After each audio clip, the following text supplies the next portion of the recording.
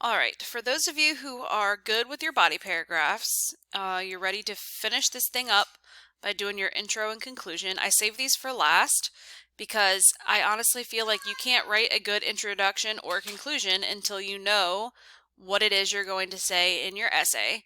So, the nice thing about the writing process is it's what we call recursive, which means you don't have to start at the beginning. And a lot of you who struggle with writing essays struggle with knowing where to start. And so the whole point of me taking you through this process this way is to teach you that you don't have to start at the beginning. You can start wherever you want and fill in the rest when you're ready to. So this is not the first time you've written an introduction. You did it for your expository essay earlier in the year, and this is set up exactly the same. So you've already written your thesis statement. That was early on in the steps. So you're going to slap that thing at the end of your introduction paragraph. And then what creates the rest of the introduction paragraph is your hook, which will be your first sentence or your first couple of sentences, depending on what kind you pick. Remember, that's the first thing that the person reading your essay is going to see, and it needs to hook them into being interested in reading everything else that you have to say. So you can use a rhetorical question. What's your favorite musician? Or, do you feel like you learned the proper skills in school? Whatever the case may be. Or you can use a relevant quote, maybe a song lyric, or just something somebody said that has something to do with what you're writing about that's interesting. You can use an interesting statistic, X% of students who graduate high school are not prepared for a career or something. Anecdote is a fancy word for a personal story that you can throw there at the beginning to set the stage for what you're going to write. So the first sentence or couple of sentences needs to be something that is related to your topic, but that is an interesting way to get your reader's attention. So we call that the hook. And then you move into what we call an overview. So before you get into all your main ideas and details, what general information does your reader need in order to understand your thesis statement? So if you're doing the musicians using their songs in advertisements, you need to give me some background information or an overview on what this issue is. So for example, these days artists aren't making as much money selling their music due to streaming, blah, blah, blah. And so a lot of them are turning to selling their music to advertisers to fill in the gaps.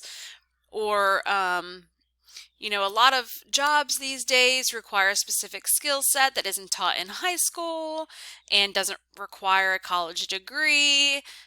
So what's the in between type of stuff? So background or overview information to set up the argument you're about to make, and then you have your thesis statement, which you've already written, but it's your claim. So artists should allow their music to be used in advertisements, or we need to have more vocational programs in our schools because, and then you list the 3 reasons you came up with.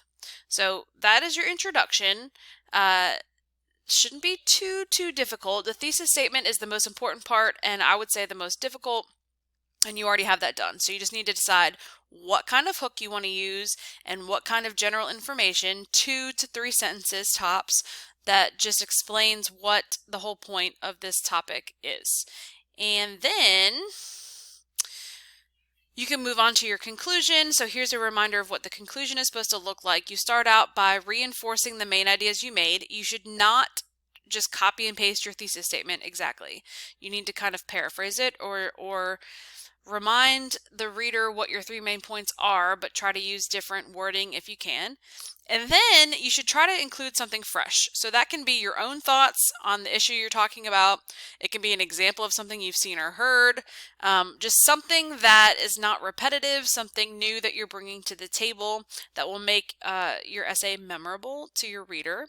And then I'm requiring you all to end your argument essay with something we call a call to action. So your last sentence of your essay should be basically telling your reader what to go do with this information. So now you've successfully convinced your reader to agree with you, which is the point of an argument. Now, what can he or she do to help the situation? So, for example, if you're arguing that artists should not allow their music to be used in advertisements, then maybe you want to encourage your reader to support their favorite artists by purchasing their music or merchandise or whatever the case may be. Or if you're arguing that we need more vocational programs in schools, then you want to encourage your reader to get involved in their community and do things to help get those programs in there. Maybe talk to county leaders or, school district leaders, whatever the case may be.